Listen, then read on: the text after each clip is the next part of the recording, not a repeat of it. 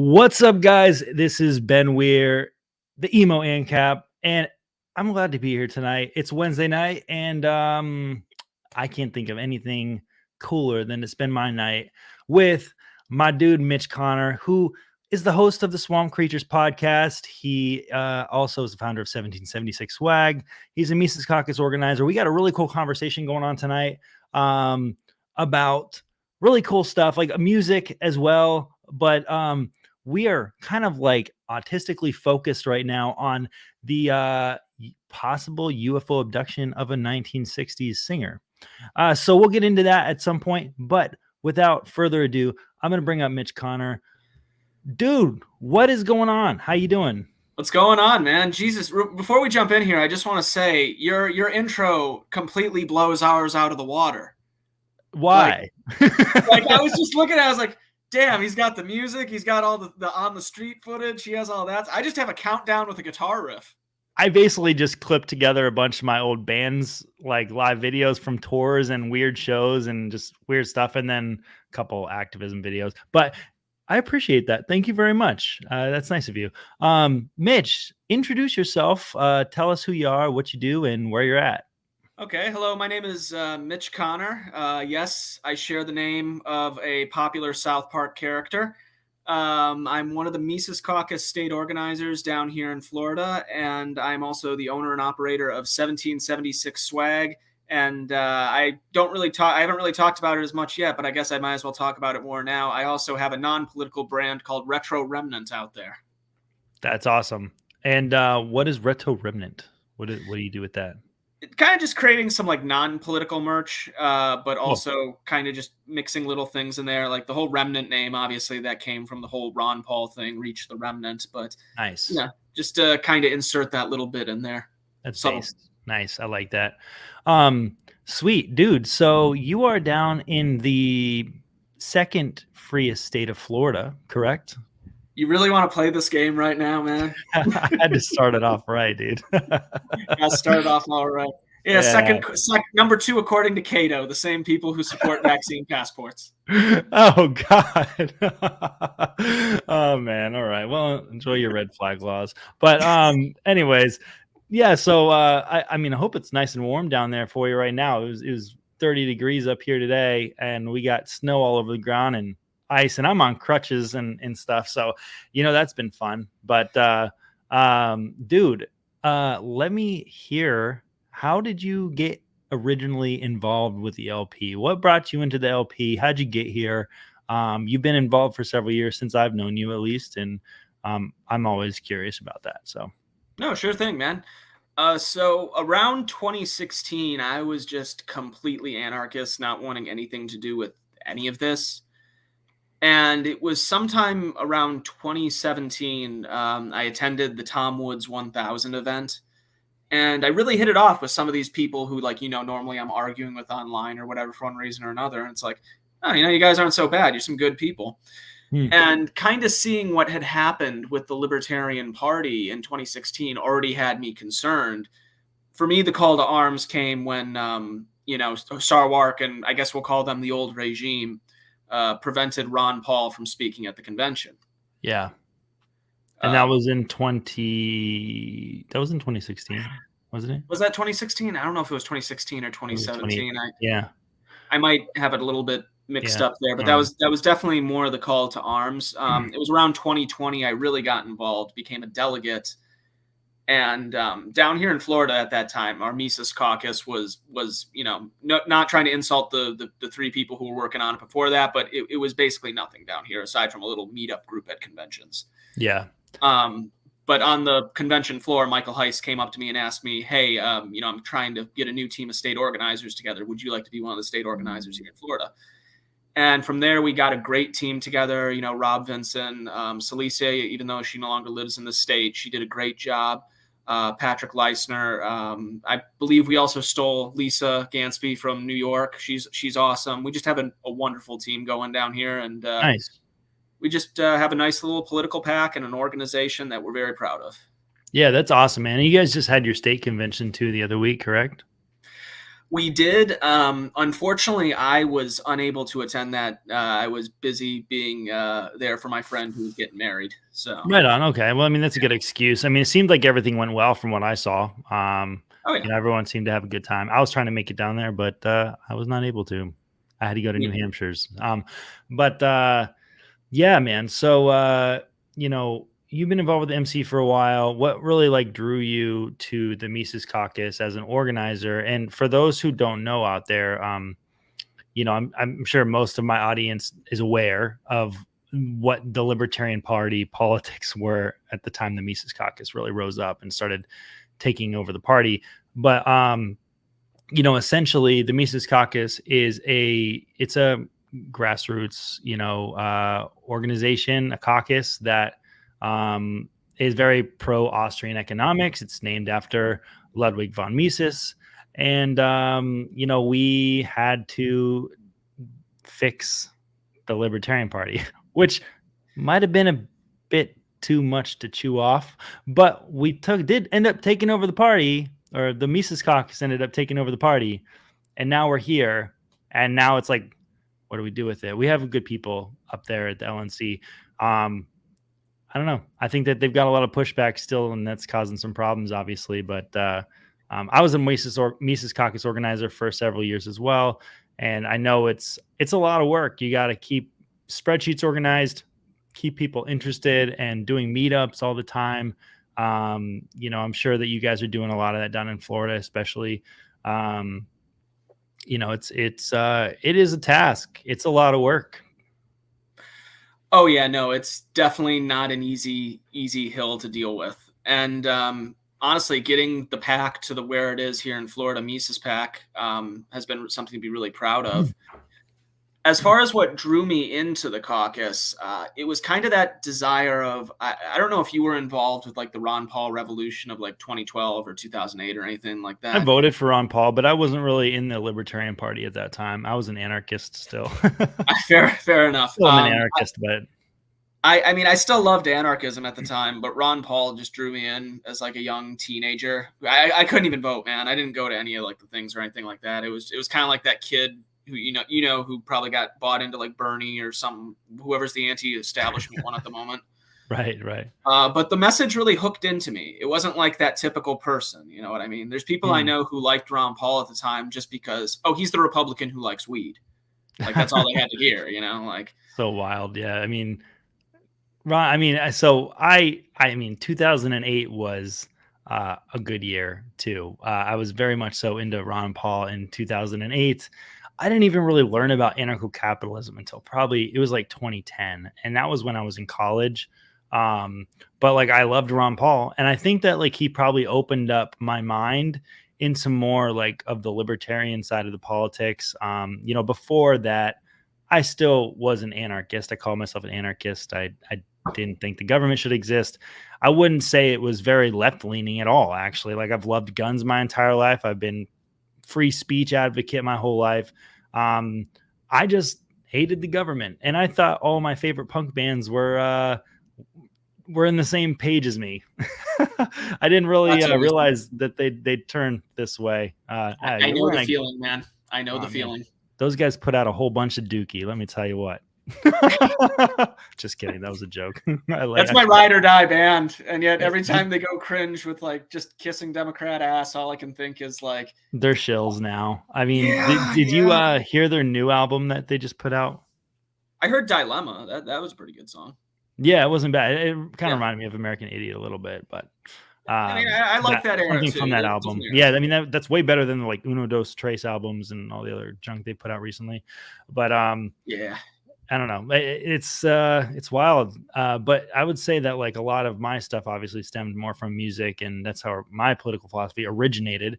But Ron Paul opened up the door into anarcho-capitalism for sure. Like if I hadn't like known about Ron Paul and all that stuff back in 2008, which was the year I graduated high school, I don't know. I mean, I probably would have found anarcho-capitalism for sure. I mean, I think it just ended up making sense to me that in an anarchist society, the society that I wanted to live in, it can only work with free markets. And I've probably always thought that, but I never really put it together And Rothbard was huge on that. And, I read Mises in like 2010 as well. And, that's when I kind of started taking that real nosedive into those books. I kind of like, at that point, I was kind of more into, I would say, civil disobedience, for lack of a better term. I was in my band, and we would go out and we would try to actually, I would just try to be noisy with music and in action. I didn't get involved with the Libertarian Party until, it was definitely after the Sarwark stuff that went down. It was probably closer to, I don't know, 2018, maybe 2017. I think I might have joined, but the Mises Caucus for sure. I joined the Mises Caucus in like 2020, 2019 maybe, and became an organizer pretty quickly out in California. We've got some people in the chat that wanted to say hi. So JC, our good homie, says hi, and also Iron Age Marketing says, "What's up, Mitch?" Iron Age says he started with Chomsky, and I used to love Chomsky actually. Even if I'm getting more specific, I feel like I really started with George Orwell. Okay. Yeah, it was like Animal Farm. I had to read that in school. It's like some socialist. Oh, this is gonna suck. Socialists suck. And I'm like, oh wow, this dude's awesome. Yeah. And then I kind of tried to get into socialism. And then I interacted with real socialists, and I'm like, oh God, I'm nothing like you people at all. Nothing. Yeah. That's the crazy thing is like a lot of, I've always been involved with the music scene. I've always been pretty open about being an anarchist as well. But, the music scene is like, you either find people that are on one side or the other with the politics. You don't really find people that are, I haven't seen a lot of ANCAPs until more recently, to be honest with you. Well, that's where I still wonder. And I think we talked about this on the Swamp Creatures episode with you as well, where it was like, at least I've noticed when it comes to, because I was a theater guy a lot too. And at least when it came to like theater and actors, actresses, things like that, there was this mentality of those who didn't talk about politics that much often ended up being more in our direction or more in a conservative direction. That's true. And I believe that to be true 100%. I've run into plenty of anarcho-communists at shows that were very open about what they think. And just over the last couple of years, I started, wearing more liberty clothes to shows, and I wear a vest that says anarchist and, live free or die on it and all this stuff. And I'll get some anarchists that come up to me and they'll like say like, oh, like, you're an anarchist. So am I. And I'm like, okay, let's talk about it. And half the time they're ANCOMs, but man, I'll tell you what, since I moved to New Hampshire, especially, I'm seeing a ton of ANCAPs at shows, just having great conversations with people. There's been a few of them that have signed up to be members of the party. It's been cool. It's wild. So anyways, MC, you joined the MC, you've been involved for a while. What are some of the challenges you guys have faced down there in Florida? Because you guys are in like a pretty free state for the most part. It could be freer, but it's pretty free. When I was there, when I was really involved, it was mostly when I was in California, and a lot of it was during COVID. So, there was probably two different worlds of opinions going on. I'm not sure if the COVID regime and all that stuff gave you guys a huge influx in Florida as well, but sure it did. People were pissed everywhere. So I will say this is, I wish I had this video on hand now because you brought that up, but we were some of the first ones to get involved with a lot of the anti-lockdown stuff. Honestly, I was surprised DeSantis switched as quickly as he did. I was expecting, because I remember there were all these anti-lockdown protests that happened. I unfortunately did not get to attend any of them, but I had a friend, one of our people who did, and I saw a lot of the footage. And there were a lot of these like liberal left people who were basically rooting for us to die, which was really strange. Those same people went out and protested in favor of Black Lives Matter weeks later. And when you pointed out that hypocrisy, well, just like leftists, they just kind of shrug it off and say whatever. But as far as like obstacles, but the video in question real quickly, there was a Ron DeSantis attack ad out there that features one of our Mises Caucus signs. or anti-vax. I can't remember if it was the anti-vax, my body, my choice, whichever one it was. But Oh, wow. we have like these signs that our caucus made down here. And the one from the ad, I'm currently trying to get a hold of it so that we can auction it off at a future convention or something like that, because I feel like that's a part of history at this point. The people who made this ad couldn't even bother to look like, hey, what's that symbol of, like, you know, the torch with the eagle? Because we have the Libertarian Party symbols on it, not just Mises Caucus. Right. Yeah, no, as far as like the obstacles we've faced, at least I can say we're very thankful down here that we haven't had to deal with hostile situations coming into the party like other states. Like there were some of the things, I believe it was Pennsylvania. I saw some of the stuff out, and it seemed like somewhere between a sporting event and a war. Yeah. Yeah, it was some This Is Sparta shit going on, kicking people right off the cliff. But yeah, the memes were great. Like, I'll give them that. Great. They were great. That was good times. But yeah, man. Like, I mean, so you do that. You've got 1776 swag. Where like, how did you get started with that? Like, you started your merch company. You know, you actually just reminded me of something that I haven't told people in years. So, like, there is kind of, this answers a little bit of the other question there, where this is also another reason why I joined up with the Mises Caucus, and I decided, okay, I'm going to help you guys take over the Libertarian Party. So before it was 1776 swag, it was called the Libertarian Frontier. And somewhere down the line, under the old regime, they started something called the Frontier Project. And during that, they ended up snatching up the domain when I wasn't looking for libertarianfrontier.com. And kind of the vengeance inside of me said, okay, let's go get rid of these guys now because they stole my domain. Oh, God. But in the process, a friend of mine was looking to get out of the shirt game. Okay. And he was selling his website 1776 swag, which is an excellent domain. Yes. And so, you know, I kind of, you know, made a deal with him. Some of those designs on my website, I will even say those are not mine. The Joe Biden dementia one, people love it. Unfortunately, it is not my design. But, you know, it came with the site, and I'm thankful for that. And it's been a nice thing to run ever since, because, you know, as nice as making libertarian themed stuff is, kind of being a little bit more broad lets us reach more people. Definitely, We might get into this more too. Like, I sell some Kennedy for President merch, not because I'm a fan of RFK or anything like that, because there's money to be made. And also, you know, if that person can go onto that website and maybe see some of these other designs for other things, you know, I'm putting things on their radar that might not be there as is. Yeah. And I mean, I think it's a great market, because I'm going to be completely honest with you. This has been one of my gripes with the party since I first joined, is we have horrible marketing materials and we don't have any merch. Like, we don't have cool shirts.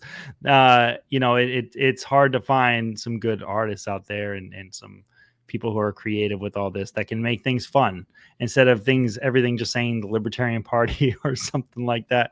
Our marketing and our advertisements, for the most part, have sucked for a long time. Well, I can't speak to National's case, but I can say, and I guess I'll take this moment to shout out lpfmerch.org.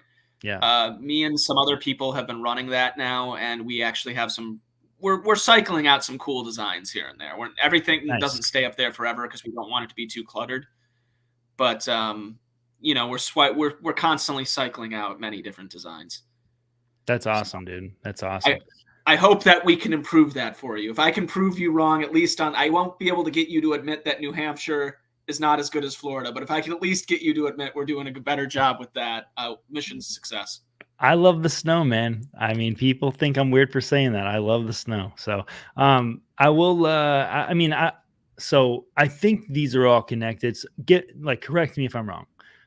But most people start a podcast after they join the Libertarian Party, especially us autists. So I'm assuming that Swamp Creatures podcast, that idea is, how long have you had that? I mean, it's definitely been over the last couple of years, right? I mean, Yeah, it started around 2020 because a lot of us had nothing better to do. Because Yeah, even stuck though even inside though and even though the lockdowns weren't a problem, people were still going out, especially if you live in like the big blue center of the state like I do right now. There was still some stigma to a lot of this stuff. Like I would tell people like, man, definitely, yeah. I would go to the bowling alley bar before the lockdowns and it was a lot easier than even now. Like, Yeah. it's not exactly perfect, unfortunately. But the swamp creatures started in Discord when we were all bullshitting one night on a voice call. And there were about 7 of us. And the idea was that we could all have different people cycling out. You know what I mean? If one of us couldn't make an episode, someone else could fill in. But as time went on and, life went back to semi-new normal, more and more people like Josh Halafka became the chair of the Libertarian Party of Florida, or vice chair, and then eventually chair of the Libertarian Party of Florida. Well, he's going to be the vice chair of the LNC next after my. He's running. He's going to be my guy for the emo caucus. Oh, is he? Is he? He has not told me of this, but that does not surprise me. Nobody knows this. This is breaking news to everybody. So. Oh shit! Breaking news. Where the emo caucus is taking over the Libertarian Party in DC. So. God damn! There's all these like smaller caucuses that are now on my radar. That it's like I have to like revive my long dead existentialist caucus. Yo, small caucuses. We're a big caucus. We are perhaps one of the hugest caucuses you've ever seen. So we have big cocks. No, I don't mean small as in like small. Like obviously you've been doing great work. I'm like, just joking, dude. You're good. You're good. Like I don't need heat with the emos. You're a musician, dude. You're on our side. We'll put you on an at-large. We're not going to let you fall behind. Don't worry. Live free or cry. Jesus Christ, that's like too perfect of a slogan for something. It is perfect, especially when you live in the live free or die state. People eat that shit up. But yeah, man. So you got the Swamp Creatures pocket. So it started off with 7 of you, or was it just like a couple? I want to say it was around 7. I'm trying to think off the top of my head because we had a pretty big slate of people when we first started off. How many do you have now? Mainly now, like everyone tries to come back on. Duke doesn't really make it as much. He has life. Rich, same thing. Josh occasionally comes on every now and then. But once again, being where he has very big political aspirations, so it's not as common as it used to be. Same goes with our boy Tim Crosby, who's now up in Georgia and is our former vice chair down here in Florida. That's why when I say the swamp creatures took over the Libertarian Party of Florida, I don't mean that as like the Donald Trump swamp. No, I it's mean, great.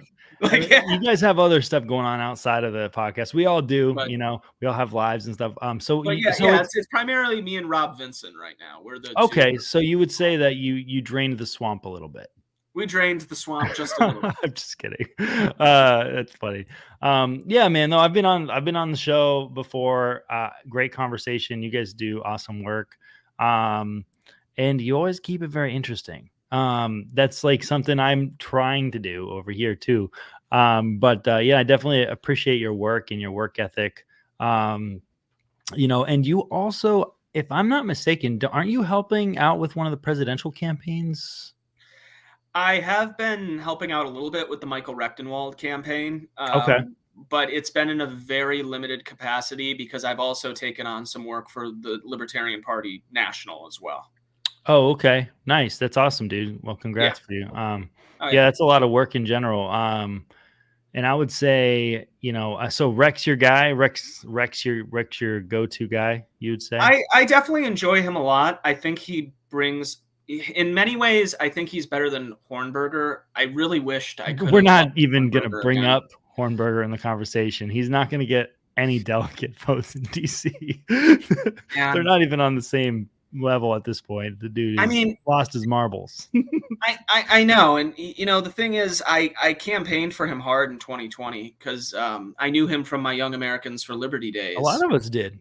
And I was really happy to see someone who I knew from that academic realm to step up. unfortunately, he's not really a Machiavellian tactician. And No, the only way I can describe it, man, is politics changes people. I've realized true. that over the last few years working in this party is just think like the Lord of the Rings, that one ring of power, man. Like everyone thinks they can just take it and do the right thing, but when it's Right. staring you in the face, you turn into Boromir. Yes. Right. No, it's true. And I mean, the getting insanely involved with the party is just for a lot of people, it's probably not in their best interest. For me, it might not be in my best interest, but who knows? I mean, we'll see what happens in the future. I'm not going to stop being involved, but it's a lot of work to do the Liberty stuff when most of the world doesn't even know we exist. I'll tell you that. Like it's there's it's have a lot of high aspirations, and it sucks because we just don't have the infrastructure. And I mean, at least where I'm at, I don't have the help. That's my problem, is that people aren't stepping up to help and Well, volunteer and all that. So okay, so that's actually a problem we've had down here in Florida too, where everyone wants to. We haven't had problems with people stepping up to a degree, but once it enters running for public office, that's where I've had trouble finding people to step up. Those who have stepped up have been spectacular, yeah, like Ronald Tracy and Eric Parker up in Jacksonville. Oh, and Tubb as well. Jacksonville 3. They've yeah. all been kicking ass. That's awesome. And you guys have ballot access down there too. So I mean, there's really Oh yeah. not a whole lot of like excuses for people. They pay the filing fee and then you're in. I mean, that's what sucks up here in New Hampshire. We don't have ballot access. I mean, it's a blessing and it's a curse, to be honest. And I can shed some light on that, obviously, but overall, it's it's kind of wild because you just running for like a local office, you've got to go collect 300 signatures, and you still have to pay, I think it's like a $100 filing fee or something like that, or Yeah, whatever. that's one of those things where I'm honestly, it always amazes me just all the hoops that you guys have to jump through for all that stuff. Yeah, I mean, it's like I said, like it'd be easy to just go in. Whereas, like if I had ballot access, I could go in, pay $2 to get on the ballot, and my name would be there. I wouldn't even have to go collect petitions. That's just not the case up here. Like there's a lot of work that goes into it. And like I said, it's a blessing and it's a curse. There's a lot of libertarians here that essentially will just end up running for one of the two major parties, and they actually end up getting elected under those parties, and that's how we ended up with like between 10 and 20% of our state house people who call themselves libertarians, and even ANCAP, some of them. So but at the same time, people like me who wanted to run third party as like a sheriff, I had to go out and do a lot of work just so I could have my name recognized. And then even then, they tried to kick me off the ballot, and I had to appeal everything to the Ballot Law Commission. And they just don't want third parties on the ballot here. That's just what it is. And it's like that in several states. Florida or New York had the issue too, where they raised their minimum ballots to like 50,000, and Larry Sharp wasn't able to get on the ballot. Crazy. It's absolutely insane. A lot of money too. Like if you're like, to get one signature, people will go out and petition for you if you don't have the volunteers, just to like have a signature. Like if they're doing it on like a per signature basis, a lot of these people charge over $5 per signature.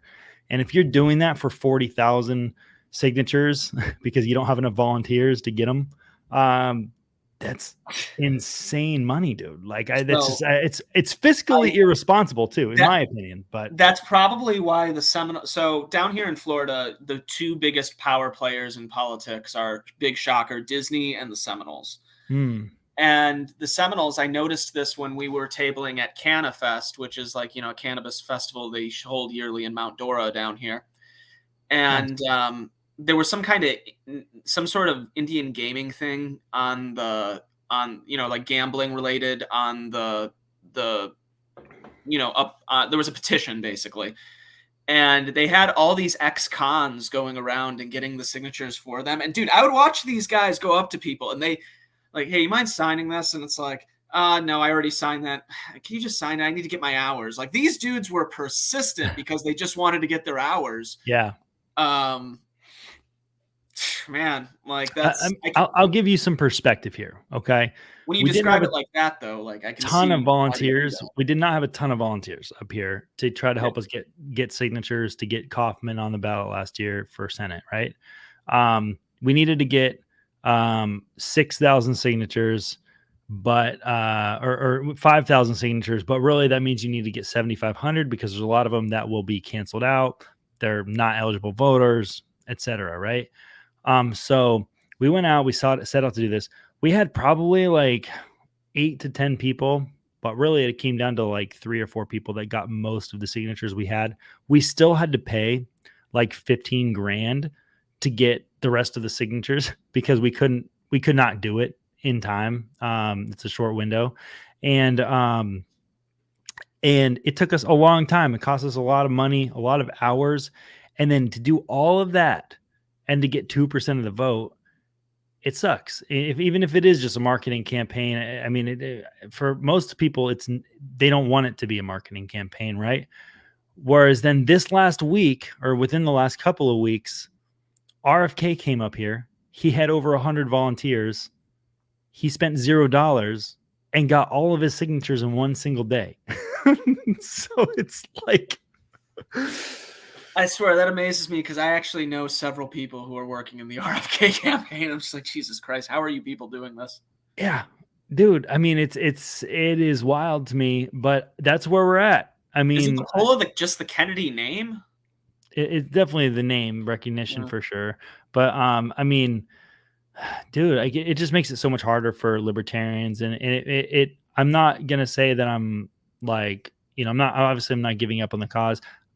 It's gonna be hard for libertarians to get more than 1% of the vote this year. Extremely hard on a national level to get more than 1% of the vote. We're gonna have to have a phenomenal candidate. Yeah, unfortunately, Spike Cohen isn't running.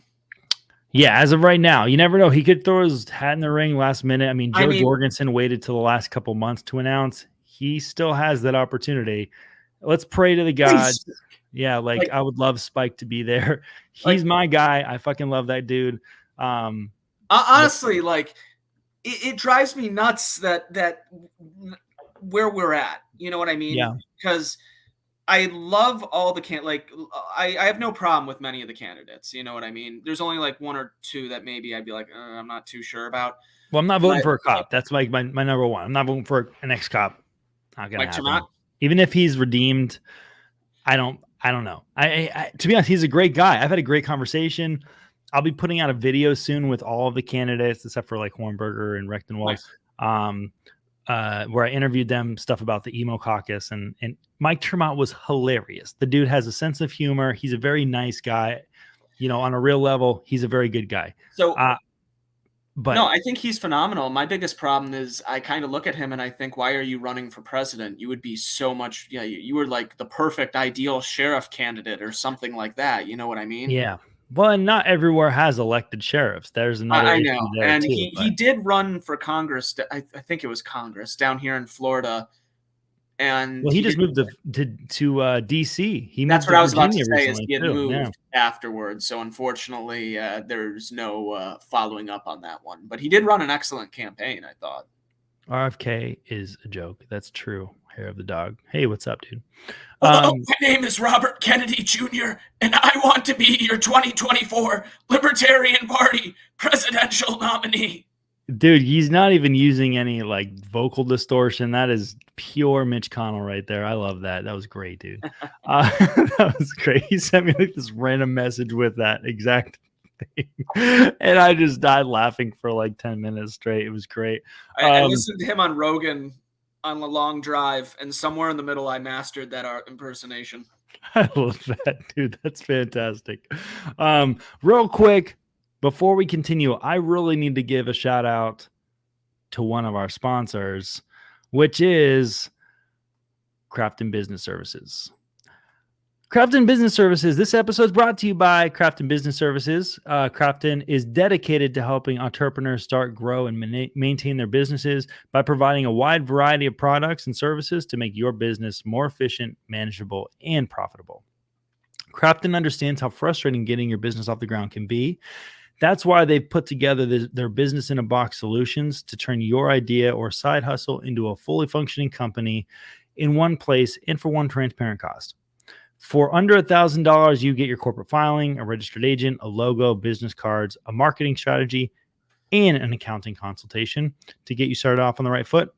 It's all that for just $999 plus state theft.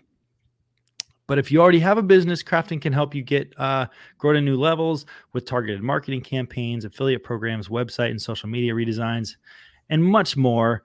Or they can help make your business less of a headache with streamlining accounting, tax prep, and compliance. So go to crafton.us to learn more and use promo code FSM to help support the network. Sweet. So, dude, also, you've picked up the guitar. I'm not sure how recently, but we've been talking a little bit about, music and stuff back and forth. We send songs back and forth and stuff. So how long have you been playing music?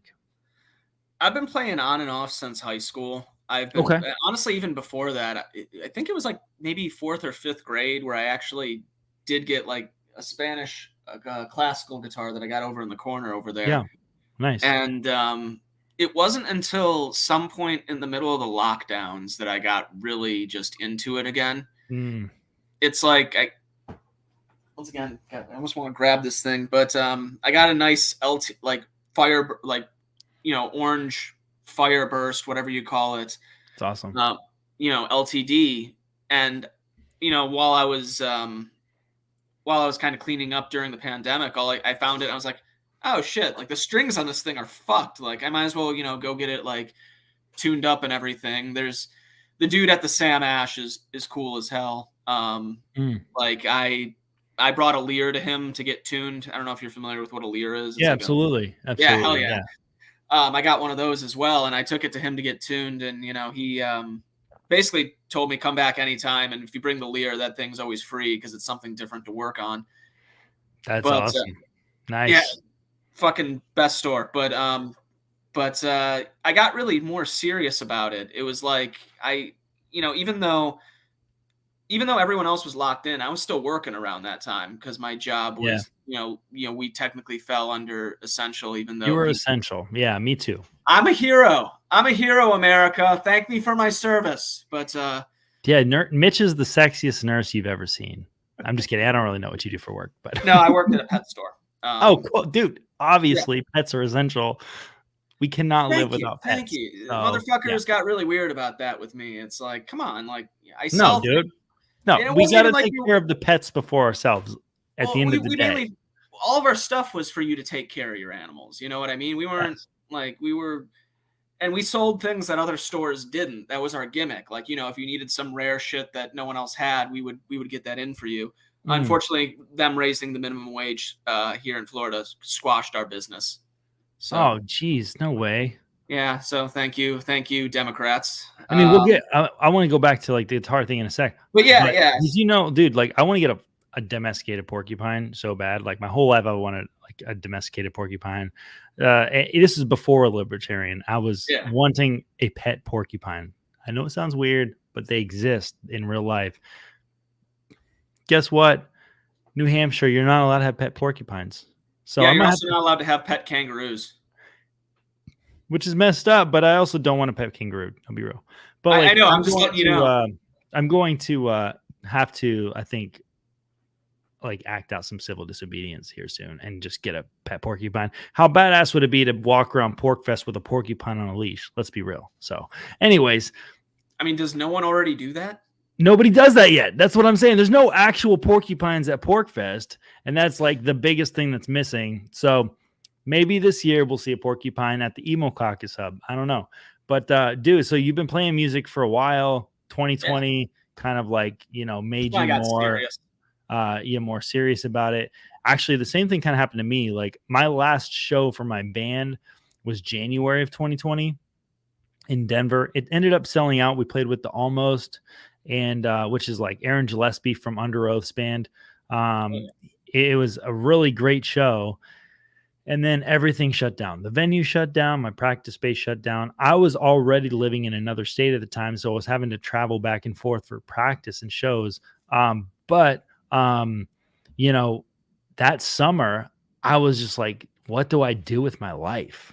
Like I'm working still. I'm an essential worker. I worked construction. So I was working a lot, but like, dude, like I would like be out living in hotels essentially some of the time too, because I'd have to work out of town a lot. So I'd take my guitar with me. It really was a great moment for artists and musicians to just sit down with their music and just focus on what they're doing because they had nothing else to do. And like I totally relate to that 100%. Hell yeah. Like, well, that was the thing. Like, I had that electric guitar at work. That's why I brought up the store. And there's, even though I'm open and I do occasionally have the customer come in, I'm the only one there at this point. Mm. The dog groomers have all left for the day, so I have their entire back room, and I put my guitar back there earlier on. And I'm just kind of sitting there in their room and like, waiting for people to come in. As they come in, I get up and go. But I don't know. There's something therapeutic about that, especially, a lot of rock and roll goes back to like the blues. Yeah. And I don't know, I feel like a little bit of me kind of like touched into that core, Mm. I love that. And so you've been writing a lot of songs, doing a lot of stuff on your own. But I like last time we talked, actually, you were looking for musicians as well. Have you had any luck finding musicians down there in Florida? Not really. And well, actually, no. Actually, I kind of have to some degree. I befriended some really good people at least. And Good. ironically, Have you that noticed wedding even that, in the LP that there's like a ton of musicians? Like there's a lot of artists in the oh yeah. LP. Well, Like, yeah, there's that. But no, I'm trying to remember what the name of their band is that they go by, but I've kind of jammed with them a little bit more. cool. Fuck, they're It's gonna all fuck good. me. Yeah, you can tell me afterwards. They're Yeah. actually based, so they probably wouldn't mind me bringing up their name. That's why I'm just Love like, that. fuck. Now I feel bad. Tons of Nebula, I think that's what it is. Mm, But okay. Cool. I've been kind of jamming with them a little bit here and there, but it hasn't really been the same as like being a part of a band or anything. Have you done any like solo acoustic shows, or do you mostly just play and focus on writing right now? Just playing, focusing on writing right now. A lot Nice. of the coffee shop. I could probably go do some of the open mics around here if I wanted to. Like, there's a lot Honestly, of like that's a coffee great way shops. to meet people that are other musicians as well, dude. So I've been to plenty of open mics. It's a great place to go. Um, Yeah. Sweet. And dude, like really, what a lot of people have been waiting for is our conversation about the great Jim Sullivan.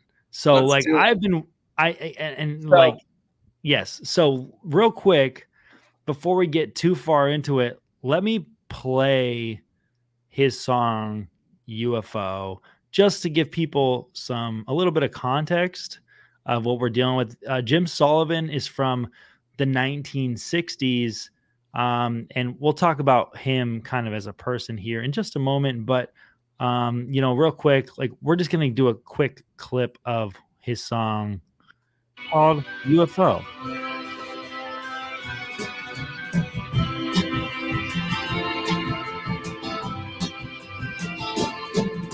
Shaking like a leaf on the desert heat. His daddy's got a bag that's so hard to beat. I bought me a ticket, got a front row seat. I'm checking out the show with a glassy eye, looking at the sun. I mean, this is UFO, right? This is the right song. UFO. I'm not tripping. Yeah. By UFO. Oh yeah. A lot of chicks are bull in the book I read. Only man I know that got up from the dead. A lot of people living by the words that he said. I'm checking out the show with a glassy eye, looking at the sun dancing through the sky. Did he come by UFO? All right. So really this is a wild story. So Jim Sullivan is from Southern California, like he's actually from Malibu area, I believe. And he was like a former high school stud when it came to football. And he was very popular. He would play like the local bars, play music at his local bars and stuff like that. And he had kind of like a local cult following at that time. up until he had put out this album, which was called UFO. I listened through the entire album. It's only 30 minutes long. If people out there are interested and want to, they should listen through it. It's your classic 1969 light rock. It's great. Honestly, like there's a lot of good stuff about it.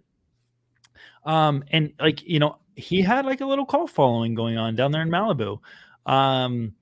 The story goes that he did a follow-up album a couple years later under Hugh Hefner's label, which if you guys didn't know, Hugh Hefner briefly had a record label called Playboy Records, I believe.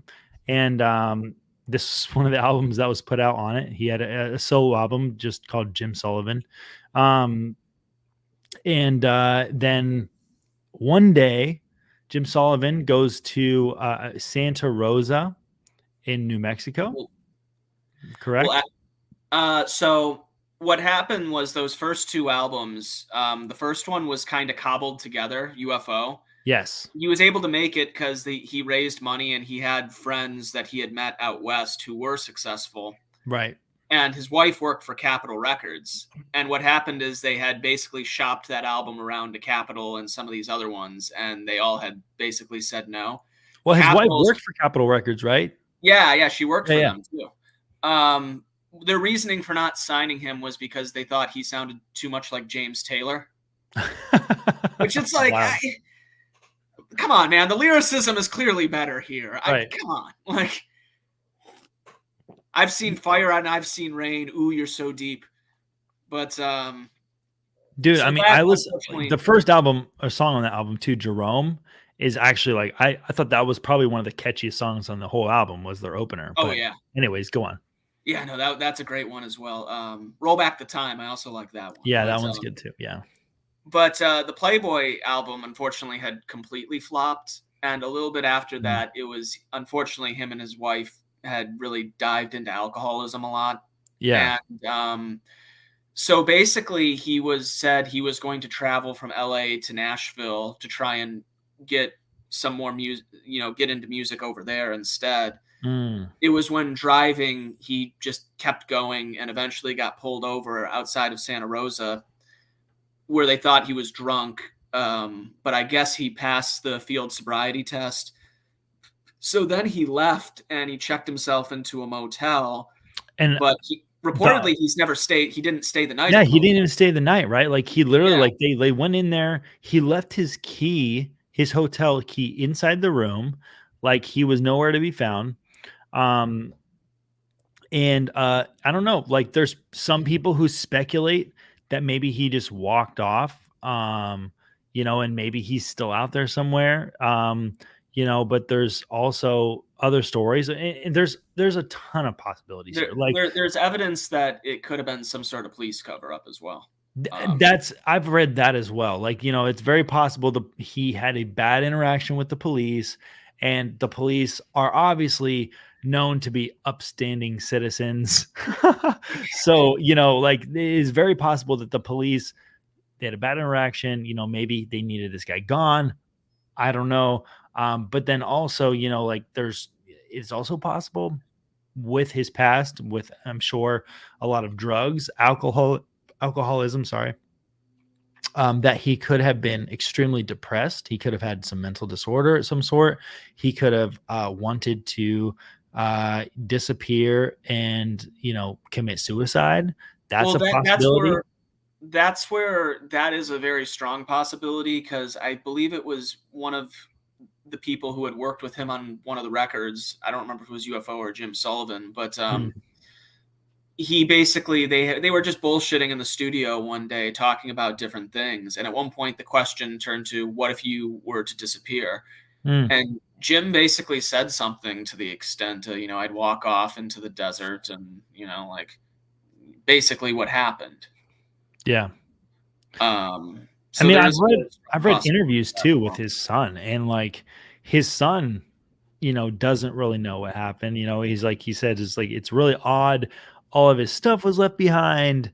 If you were killed and disposed of, why wouldn't the person that would do such a thing try to get rid of all the evidence, right? Like, you know, Well, he was like, maybe he just went on a long walk, or maybe the grind of the industry that he loved so much and failed at just got to him. Those are like exact words from his son, Chris Sullivan. Yeah. But which is all possible. The music industry is extremely brutal on artists. It's very unhealthy with what we ingest, what we do.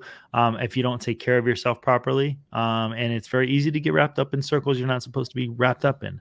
But then there's a lot of people too, because of the UFO album, which is probably single-handedly the biggest, reason people were thinking about this. But was he abducted by aliens? A lot of people are saying the dude could have been abducted by aliens, which, maybe we'll see Jim Sullivan walking the streets again someday. I'm not going to roll it out as a possibility, dude. Like, there's a meme out there where it shows like some random dude getting abducted and the people on Earth, we never liked him anyway. And then like on the ship, he's like being treated like a god. Like they didn't deserve you, Randy. Like, yeah. I feel like that's the case with Jim. Like Capitol Records. He's a good artist. He was good. I mean, like, he made some good music. He had a good shot. I definitely like I said, I listened to this entire album earlier. I thought it was very, very like well done for something that was like put together, that was really used as a way to try to boost his career in before he went to Nashville and did all this other stuff. I thought it was pretty good for 1969. Like it's top notch for sure. Oh yeah, no, without a doubt. It sounds like it was really well made. Like I've heard, first albums that don't sound as good as that, Yeah. And it's that just happens, when you're starting off. But there actually is one more thing that I kind of found in digging to the Jim Sullivan story. Aside from like foul play from the police, the Gennady family, which is the property that his car was found on and everything that he walked off on, or aliens. There's a woman, I guess, who from Oregon who worked at a place that where they take care of the handicapped. And supposedly there was a guy there who had a extremely striking resemblance to Jim Sullivan. Really? And so reportedly he was there because he had gotten beaten up in the desert and left for dead. He managed to crawl his way back to the road to where he was picked up by someone and taken to the hospital. And unfortunately, I could not find a follow-up onto this other than they reached out to this woman for further comment and she has not reached back.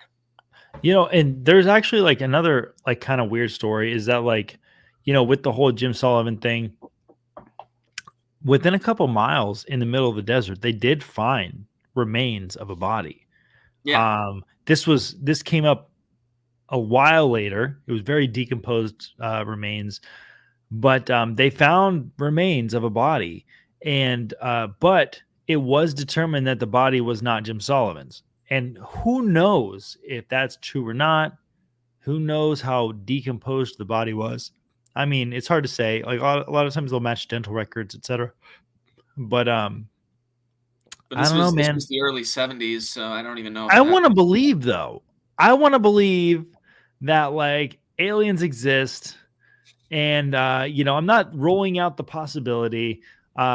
Jim Sullivan, there's a part of me that wants to believe Jim Sullivan's going to come back in 2024 and he's going to play UFO for us and Jerome at a concert at Madison Square Garden because he is back to life. I don't know. I that would honestly, with the way 2024 has been going so far, I would greatly welcome that and also be a little less surprised. I mean, I'm not going to like scratch it off my bingo card yet for sure. I think that it's definitely like up in the air. January has been wild so far. It's January 31st. We're 1 month into 2024. It's really wild to think, but like, I don't know, man. Like, what do you think? Do you think that it is possible that UFOs abducted Jim Sullivan? I really want to, and I love the folklore around it. I know that's wrong because a guy died, and that's really sad. But there really is something Did legendary, he and like though? that's true. That even if we're playing Occam's Razor and Yeah. aliens aren't involved, there's still that one like Tracy, for the love of God, respond to the YouTuber. But Yeah. yeah, no, like I mean, it would be so goddamn cool. You know what I mean? It Like, would. Yeah. like Uh, what is it? The law of Elon Musk that what would be the most entertaining outcome is the one that will happen. yeah. And you know what, dude? Like, There's a lot of other possibilities out there. He could have just been sick of the life and sick of the hustle, and he just wanted to start over and do something normal, live a normal life, and not have to worry about the spotlight anymore. Because he did have a lot of eyes on him. He could have went somewhere, fled to Mexico, who knows? And just lived the rest of his life happy. You never know. We have no body. We don't know what happened to Jim Sullivan. And if I was to assume he's dead, I'm definitely blaming the police. Period. I'll say that. I don't know. I probably agree with you there because no, I do agree with you there because it seems like from what I understood when reading the thing, the Gannett family, they up and moved to Hawaii not long after all this, and the sheriff basically retired and left too right before this investigation really kind of turned into gear. So there is more than enough evidence to, kind of question what the fuck's going on there. Yeah. Dude, well, awesome. Well, I encourage everybody to look into the Jim Sullivan story. It's actually really fascinating. There's a bunch of different ideas of what could have potentially happened to him. Look into Jim Sullivan. Listen to his album too. Even if you don't care about the UFO stuff, listen to it. It's a good album. It's a good album. It's a genuinely good album. Mitch, tell us where we can find all your stuff, and tell us when you're going to release some music, because we want to hear your songs. Well, go follow me on Twitter at Mitch Connor JLo. I haven't really even thought about releasing too much music, but I have been adding things onto Ultimate Guitar that isn't there. So I guess I'll take this moment to say, long live the Defiant. I've been adding all their stuff to Ultimate Guitar slowly but surely. And go check out 1776swag.com. I have all the best political merch there. Even if for some reason you're listening to this, you love Donald Trump, I got shit for you too. So, all 0 of you listening. Go buy all the merch. He does a fantastic job. Hands down, awesome dude. Mitch, You're awesome. Thanks for coming on the show tonight. I'm going to put you backstage. I'll wrap up the show, and then we can talk in just a minute. All right, brother? Cool. Sounds good. All right, guys. Thank you so much for watching tonight. I appreciate all of you guys for tuning in. Before I leave for the evening, I'm going to just wrap up with the last sponsor, which would be Blood of Tyrants Wine, the official wine and spirit of 1776. Are you looking for a nice night in while sipping on the blood of your enemies and supporting the destruction of the tyrannical state? Look no further than Blood of Tyrants Wine. It's a nice Merlot distributed by activists you know and love. Blood of Tyrants Wine is the place to go. Use promo code FSM to get 10% off your first order. That's Blood of Tyrants Wine, or click the link in the description below and use promo code FSM. And then this coming Sunday, we have the awesome Steffi Peterson. This is Austin Peterson's wife. She's actually really cool. I've had a lot of interactions with her on Twitter. She's a punk rock girl. So we're going to talk a little bit about everything like music. She manages, AP for Liberty and does all kinds of cool stuff. She's also recently announced that she's pregnant, which I'm stoked for her. So we're going to talk a little bit about all that, and we'll go from there. So I hope you guys have a good rest of your Wednesday night, and I hope to see you guys again on Sunday nights. Keep it real, stay healthy, subscribe to the channel, like the show, and I will see you guys soon. You guys have a great night.